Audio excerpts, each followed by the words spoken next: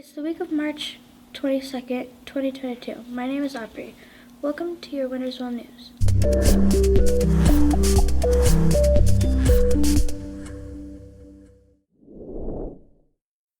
When a group of Rye Junior High students in New Hampshire set sail to a roughly 5-foot-long boat in the Atlantic in October 2020, they were not sure what to expect. While some were optimistic it would wash ashore in Europe, many believed in the tiny vessel called Rye Riptides would get destroyed along the way.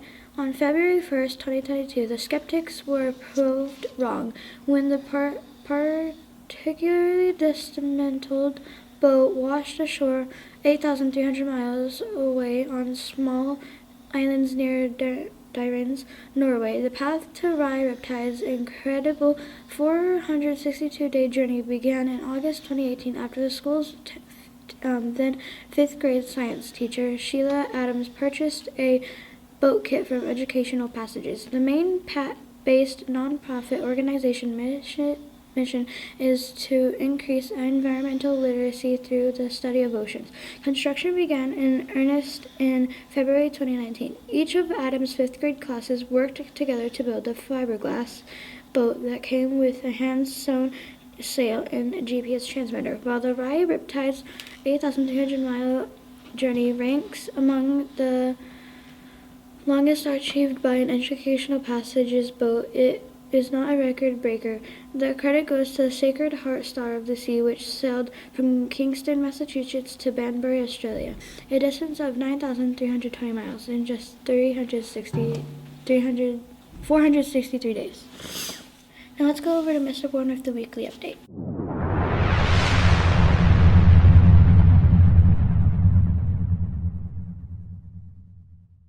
All right, welcome back, Winter's Well. Hope everybody had a restful spring break.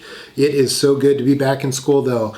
Knock on wood, this is going to be our first year at Winter's Well, where we were here from the first day of school till the last day of school. No online learning this year.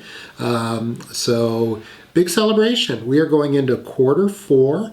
You guys have accomplished so much. I hear a lot of teachers telling me that this is it. They're seeing kids starting to click. Things are starting to go off like those light bulbs in the brain. We're starting to see a lot of growth in math, a lot of growth in reading.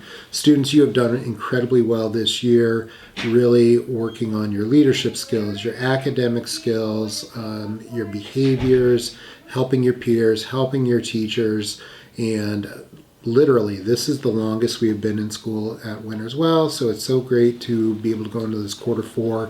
Keep it up. We have a couple of months of learning and growing to go, but Winter's Well, good to be back with you. Thank you, Mr. Bourne. Now here's Miss Williams with Counseling Corner.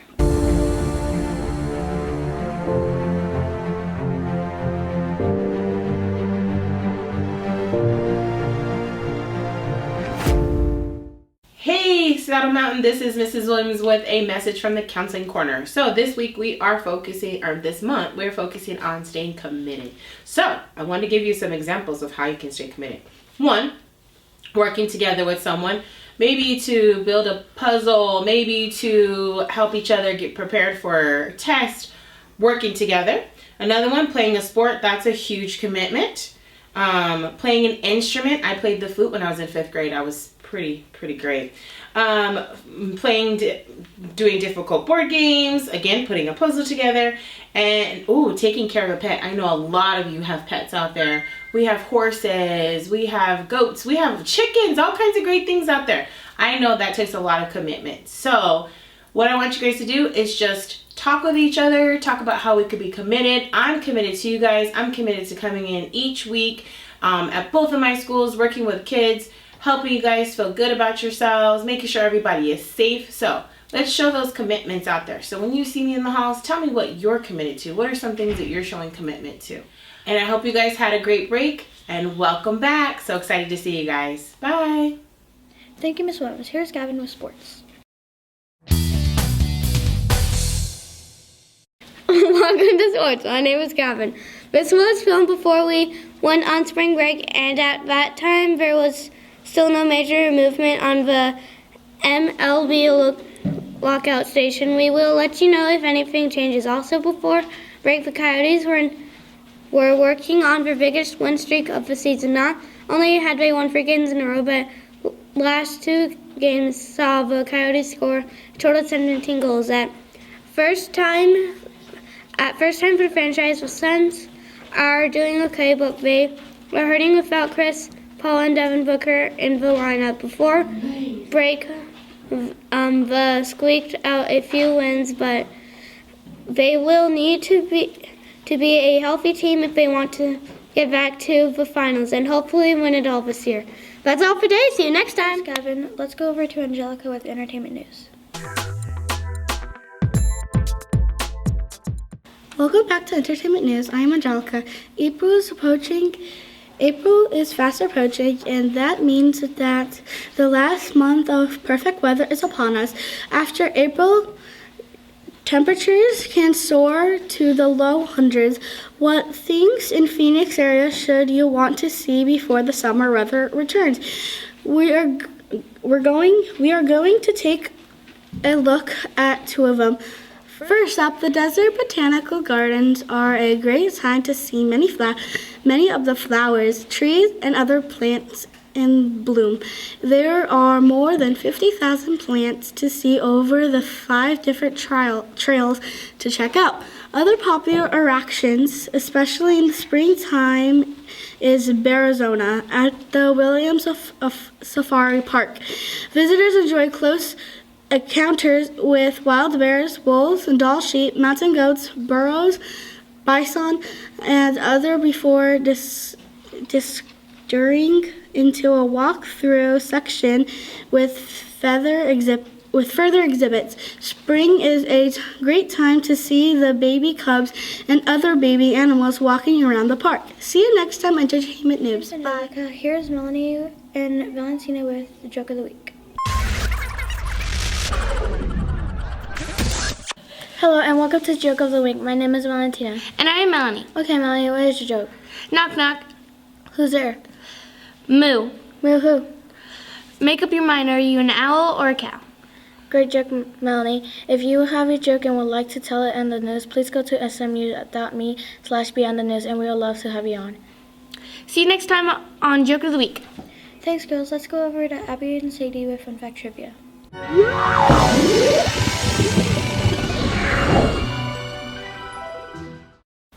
Welcome to Fun Fact Trivia. My name is Abby. And I am Sadie. Did you know today is National Ag Day? March 22nd is National Ag Day, and it recognizes and celebrates the abundance provided by agriculture across the United States. American agriculture plays a critical economic and food security role in our country. The role of American agriculture is greater than the food on our tables. It runs deep in our communities, large and small. Just about every product we touch involves a farmer, from the clothes on our backs to the fuel in our cars and the medicines we take. Agriculture grows our economy and keeps us healthy. Your question today is, which year was the first gasoline-powered tractor made? A, 1872, B, 1892. or C, 1912? You have 10 seconds to make your decision.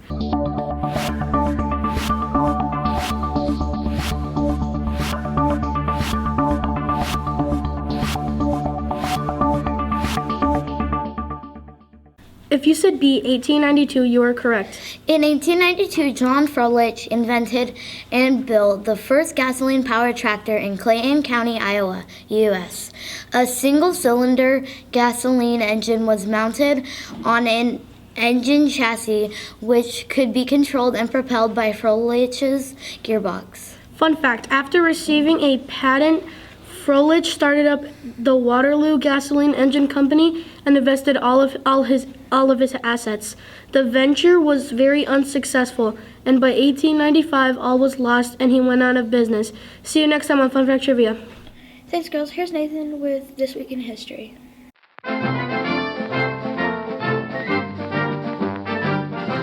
Hello, welcome to This Week in History. My name is Nathan.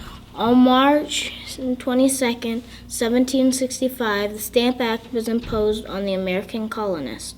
The government of Great Britain, called the Parliament, still needed money to pay off the costs of the 7-Year War known as the colonists and the French and Indian, known in the colonies as the French and Indian War. They believed the colonists should help pay this cost since much of the fighting was done to defend them. The Sugar Act had not generated enough money, so when 1765, the Parliament passed the Stamp Act. While the Sugar Act did not cause too much concern other than New England, the Stamp Act brought a huge protest. The Stamp Act was different. The Stamp Act required colonists to buy a place stamps on paper goods such as newspapers, diplomas, contracts, prayer books, marriage license, and other legal documents. Laborers, craftsmen, farmers, lawyers, merchants, and basically everyone had to pay this tax. See you next time on This Week Thanks, in Nathan. History. Now here's science time. To Science Time. My name is Aubrey. A team of Johns Hopkins University researchers created shock-absorbing material that protects like a metal, but is lighter, stronger, reusable. The new foam-like material could be a game-changer for helmets, body armor, and automobile and aerospace parts. The scientists wanted to create a material even more energy-absorbing than current car bumpers and helmet padding.